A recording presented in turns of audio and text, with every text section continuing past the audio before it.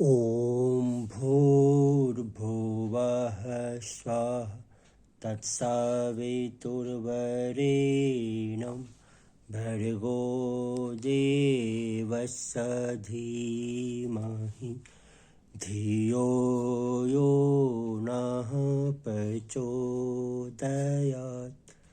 ध्यान के लिए एक मूल धारणाएं जरूरी है। सापेक्षता।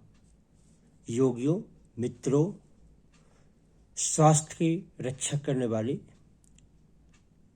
सभी को मेरा नमस्कार। क्योंकि आप लोग पसंद कर रहे हैं इस बात को, मेरी खुशी है।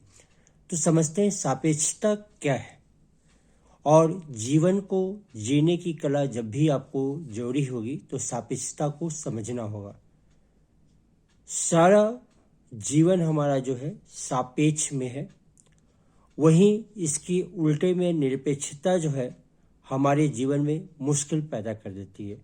तो सापेक्षता क्या है? सापेक्षता जो है हम जीवन पर एक दूसरे के ऊपर निर्भर है। इसको एक उदाहरण के द्वारा समझ सकते हैं कि अगर हम रोटी खाते हैं तो रोटी का टुकड़ा हम खा रहे हैं, हमें सजगता होनी चाहिए, जो कि ध्यान का एक नियम है कि कितनों का श्रम इसमें मिला हुआ है। तो कितनों के श्रम मिले हुए आप देखिए।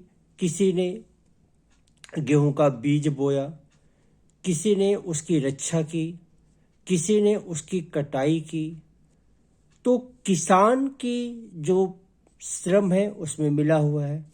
अब जो है उसको लाने के लिए जो है बाजार तक कितनों का श्रम जुड़ा हुआ है। किसी की गाड़ी जुड़ी हुई है, किसी की मजदूरी जुड़ी हुई है, तब जाके वो बाजार में आता है।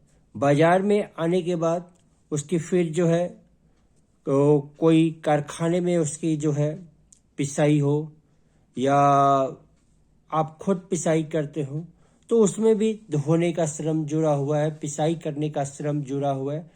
तो एक रोटी के ऊपर आप जब देखेंगे, रोटी आपके मुंह में आने के पहले बनाने वाले का श्रम जुड़ा हुआ है, लाने वाले का श्रम जुड़ा हुआ है। तो कितनों के श्रम जुड़े हुए हैं।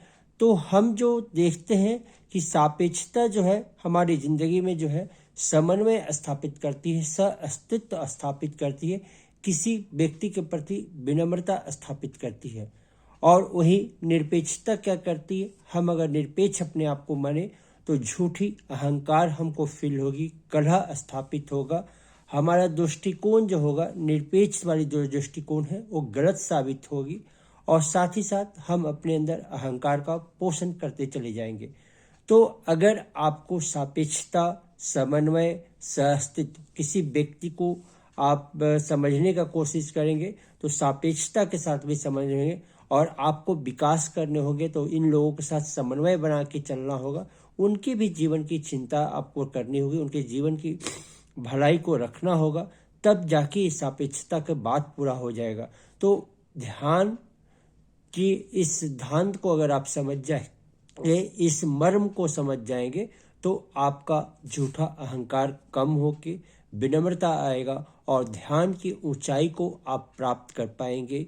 तो हमें उम्मीद है कि ये विषय आपको अच्छा लगा हो, अन्य लोगों में फैलाएं जिससे जीवन का विकास हो। धन्यवाद। ओम शांति।